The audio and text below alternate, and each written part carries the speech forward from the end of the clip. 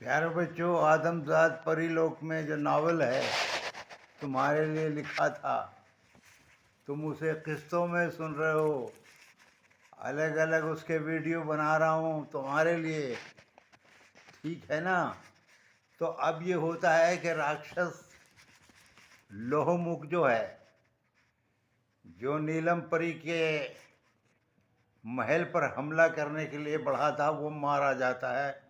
उसके बहुत से साथी राक्षस जो उसके सेना में शामिल हैं वो मारे जाते हैं।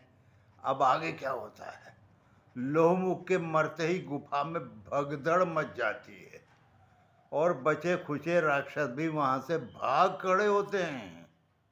इस भगदड़ में किसी की टक्कर से खालिद भी गिर पड़ता है। अब भागते हुए किसी को क्या पता है कि यहाँ कौन खड़ा है या नहीं खड़ा है। गिर पड़ता है और इसका सर एक पत्थर से टकरा जाता है। ओहो, वो तो ये शुक्र कीजिए कि जादुई टोपी इसके सर से नहीं गिरती, मगर इस चोट की वजह से वो सुबह तक कुछ बेहोशी की सी हालत में रहता है। अरे भाई, वहीं पड़ा है और बेहोशी की सी हालत है, सर में चोट लगी है। इसीलिए तो कहते हैं सर की चोट बहुत बचा के रखनी चाहिए। हेलमेट के लिए पुलिस जो कहती है वो हमारी अच्छाई के लिए कहती है। हेलमेट ज़रूर लगाना चाहिए जब आप किसी के साथ जाएं, बड़े भाई के साथ या पापा के साथ, तो उनसे कह दीजिए आप हेलमेट लगा लीजिए। हेलमेट से सर बच जाएगा। सर की चोट सबसे ज़्यादा खतरनाक होती है। अच्छा, तो फिर क्या होता है? इसका सर एक पत्थर से टकरा जाता है और बेहोशी की सी हालत में रहता है। सुबह होने पर ठंडी ठंडी हवा जब उसे छूती है तो वो होश में आ जाता है।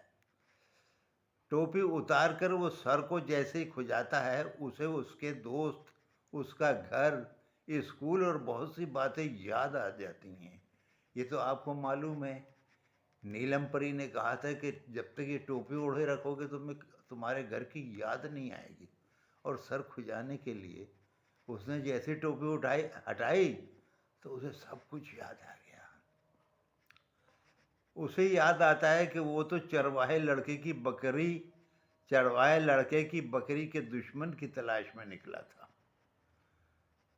और यहाँ कितने बड़े झमेले में फंस गया। अचानक वो लोहमुख की लाश का मुआयना करता है और सोचता है कि शायद बकरियां लोहमुख के लिए इसके राक्षस पकड़ लाते हों। सोचता है, ख्याल करता है, और हो भी सकता है भाई। मगर अभी ये गुत्थी इतनी जल्दी सुलझ नहीं पाएगी। ये सोचकर इस सवाल को रानी साहिबा के सामने उठाने की बात तय करता है और इसके पास जल्द पहुंचने के लिए गिलगिलाऊ को याद करता है। ये बात वो रानी से डिस्कस करेगा कि मैं तो इस गरज से आया था कि एक चरवाहे बेचारे की बकरी खो जाती है, उस पर फिर उसका मालिक जुल्म करता है। गिलगिलाऊ को याद करता है, बिल बिलाओ पिल पिलाओ चिल चिलाओ, ये मंत्र पढ़ता है। लेकिन गिलगिलाऊ हाजिर नहीं होता। अरे अजीब बात है, ये मंत्र पढ़ते ही तो गिलगिलाऊ हाजिर हो जाता था। खालिद बार बार जादुई लफ्ज़ों का जाप करता है, बिल बिलाओ पिल पिलाओ चिल चिलाओ, बिल बिलाओ, मगर बिल बिलाओ नहीं आया। गिलगिलाऊ का कहीं अता पता नहीं। वो घबरा जाता है कि आखिर माजरा क्या है, कहीं नीलम परी और गिलगिलाऊ किसी मुसीबत में तो नहीं फंस गए, या गिलगिलाऊ को बुलाने का मंत्र बेअसर तो नहीं हो गया, कहीं टोपी का भी जादू तो नहीं खत्म हो गया। उसे तरह तरह के ख्याल आते हैं घबराहट में। इस शक को दूर करने के लिए वो हल्की हल्की धूप में जाकर ये देखता है कि कहीं इसका साया ज़मीन पर तो नहीं पड़ रहा है। मगर इसे तसल्ली होती है कि वो टोपी के जादू से अभी तक बेसाया है। वो फिर कुछ बड़बड़ा कर देखता है तो बोलते वक्त उसका साया ज़मीन पर पड़ता है। तभी एक उड़न खटोला,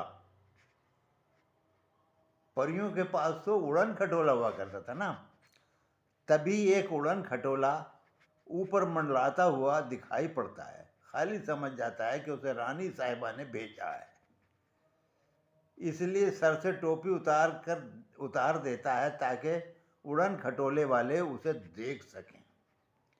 टोपी उतारते ही उड़न खटोला उसके पास आकर रुक जाता है। उसमें रानी की दो खास परियां बैठी हुई हैं। इनमें से एक कहती है, आदमजाद, तुमने तो हमें रात से परेशान कर रखा है। अब तुमने टोपी उतारी है तो हम तुम्हें देख पाए हैं। भाई वो भी क्या करे, टोपी तो ओढ़े रखना था ना। लोहमुख और उसकी फौज कहाँ है? खालिद, लोहमुख खत्म हो गया और उसकी फौज भाग खड़ी हुई है। दोनों परियां हैरान होकर, अरे ये क्या हुआ, कैसे हो गया? भाई एक मामूली सा आदमजाद इंसान का बच्चा। तो एक परी कहती, सच? हाँ बिल्कुल सच, मगर कैसे? ये सब बातें फुर्सत में होंगी। मुझे अब जल्दी से रानी साहिबा के पास पहुंचाओ। मैं उन्हें ये खुशखबरी देने के लिए बेताब हूँ कि लोहमुख मारा गया, उसके बहुत से राक्षस मारे गए और भगदड़ मच गई। मगर आदमजाद, हाँ हाँ बताओ क्या हुआ? आप दोनों चुप कैसे हो गई? क्या बताएं, गिलगिलाओ की नादानी का खेल भुगतना पड़ रहा है। भाई गिलगिलाओ ने कुछ नादानी किए, देखते हैं क्या किए। यानी गिलगिलाओ एक वफादार राक्षस है और वो बड़े से बड़ा और छोटे से छोटा जिस्म इख्तियार कर सकता है।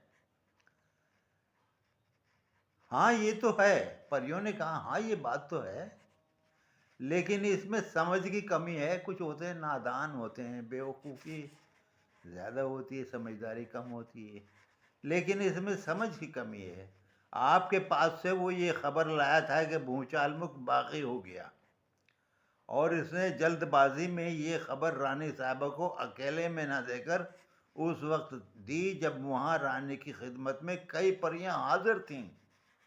लो भाई ये नादानी हुई, वरना कहता रानी साहिबा मैं आपसे अकेले में बात करना चाहता हूँ।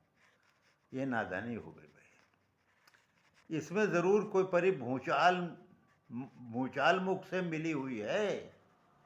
अच्छा, जब भूचाल को पता चला कि इसका भांडा फूट गया है तो उसने महल को चारों तरफ से घेर लिया। लीजिए साहब, कोई आपको पता नहीं कौन जासूसी कर रहा है, आपके साथ दोस्ती है उसकी, आपके साथ उठता बैठता है, और पता चला वो तो जासूस है भाई। तो ये कोई परी जासूस थी, उसने भूचाल मुख को सब कुछ बता दिया। भूचाल मुख ने महल को चारों तरफ से घेर लिया।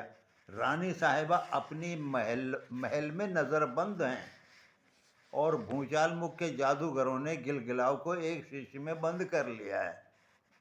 लो भाई वो तो जादूगर हैं, उसके पास वैसे ही वो छोटा हो जाता था, उसे छोटा करके और एक शीशी में बंद कर लिया, बेचारा बाहर नहीं निकल सकता। जैसे जिन को बोतल में बंद कर लेते थे। आपने चिराग और अलाउद्दीन का सुना होगा, चिराग अलाउद्दीन हैं, शीशी में बंद कर लिया। और ओह ये तो बहुत बुरी खबर है, खालिद ने कहा। आप फौरन रानी महल के आसपास पहुंचा दें। आओ उड़न खटोले पर बैठो। उड़न खटोला फुर से उड़ जाता है। महल से काफ़ी पहले उड़न खटोले से उतरकर खालिद अकेला महल के करीब आता है। उसे तो कोई देख नहीं पाएगा ना, टोपी ओढ़ के। वहाँ भी उसे गुफा में आजमाए नुस्खे आजमाने पड़ते हैं। क्या चालाकी खेली थी, यहाँ भी खेलने पड़े। वो एक पहरेदार राक्षस की नाक पर पूरी ताकत से मुक्का मारकर पीछे हट जाता है। ओहो, इंसान तो चालाकियों से काम लेता है भाई। राक्षस ये समझता है कि इसके पास खड़े इसके साथी ने ये हरकत की है, जैसा वहाँ हो रहा था। वो उस पर टूट पड़ता और जल्द ही दोनों गुत्थम गुत्था हो जाते हैं। सब हड़बड़ाकर उन्हें छुड़ाने में लग जाते हैं, और खालिद झटपट महल में दाखिल हो जाता है और नीलम परी के सामने आकर टोपी उतार देता है। नीलम परी की उदासी एकदम खुशी में बदल जाती है। वो कहती है, आदमजाद तुम अभी बच्चे ही हो, तुमने इतनी सी उम्र में जो कमाल, भाई कमाल तो क्या, उसने इंसान का बच्चा है आखिर, जो कमाल जो कमाल किया है वो तो, हाँ, वो जो कमाल किया है, बड़े होकर तुम कितने बड़े काम करोगे। मुझे खुफिया तौर पर लोहमुख और उसकी फौज के छक्के छुड़ा देने की खबर मिल चुकी है। पता चल गया मैंने किस तरह तुमने इस टोपी की मदद से सबके छक्के छुड़ा दिए। रानी साहिबा, जो दुश्मन हमारी सरहदों को नापाक करके हमारे मुल्क पर हमला कर दे, उसे ताकत से, सियासत से और हर तरह से कुचल देना हमारा फर्ज होता है। चाहे सियासत से कुचलें, ये सियासत ही तो है कि उसने उसकी झाड़ू जैसे मूंछ खींच ली, अब वो आपस में लड़ पड़े, ये सियासत है। काम, दाम, दंड, भेद, किसी भी तरह आप अपने शत्रु को, दुश्मन को हरा सकते हैं। दुश्मन जो आप पे हमला आवर है, उसको मारने में, उसको हराने में आप पर कोई गुनाह नहीं है। आप अपनी जान बचा लें। मुझे मालूम है हम लोगों में कई खराबियां पैदा हो गई हैं, लेकिन अगर हम अपने इंसानी उसूलों पर चलने की कोशिश करें तो कोई वजह नहीं कि पाकिस्तान वाले भी हमारी तारीफ ना करें। भाई, अपने महल को, अपने वतन को बचाने के लिए दुश्मन से किसी भी तरह का बर्ताव करेंगे हम। क्यों अपने वतन को, अपनी मातृभूमि को दूसरों के कब्जे में जाने देंगे भाई? अच्छा, लेकिन जहाँ तुम बच्चे होते हुए भी हमारी इस कदर मदद कर रहे हो, तुम्हारी दुनिया से आकर एक जादूगर हमारी दुनिया को तबाह करने में लगा हुआ है। रानी साहिबा ने बताया कि हमें इसलिए विश्वास नहीं रहा इंसानों पर। खैर, तुमने तो हमारी मदद की है, तुम सच्चे बच्चे हो, लेकिन एक जादूगर दुनिया से आकर, इंसानी दुनिया से आकर उसने हमें परेशान कर रखा है। अपनी चालाकी और जादूगरी से हमारी आंखों में धूल झोल कर हमारा सेनापति बन बैठा और अब हमसे शादी करके तमाम परी लोग पर कब्जा करना चाहता है। जादूगर है इंसान। मुझे भी ये सब बातें मालूम हो गई हैं, खालिद ने कहा, और अब मेरी लड़ाई किसी राक्षस से नहीं बल्कि एक बुरे इंसान से है। उसकी बुराई से लड़ने में कोई बुराई नहीं, और आप लोगों के मुकाबले में उससे मैं ज़्यादा बेहतर तरीके से लड़ सकूंगा, क्योंकि मैं इंसानी फितरत से वाकिफ़ हूँ। आप फिक्र ना करें, इंसान है तो इंसानी फितरत से वाकिफ़ है। मैं अपने ही परिलोक में कैद हूँ, रानी साहिबा कहती हैं। मैं अपने ही परिलोक में कैद हूँ, मुझे फिक्र कैसे ना हो। अब जल्दी कुछ तरकीब करो।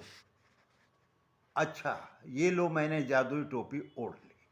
खालिद रानी से कहता है, ये आपकी दी हुई जादुई टोपी देखिए, मैंने ओढ़ ली। अच्छा, ये लीजिए, मैंने जादुई टोपी ओढ़ ली, मैं नज़रों से ओझल हो गया। आपका दिया हुआ यही हथियार मेरे लिए काफ़ी है। अब देखिएगा मैं क्या क्या करता हूँ और क्या क्या होता है। अब ये आगे देखेंगे, अगले वीडियो में देखेंगे। ठीक है बच्चों, खुश रहो।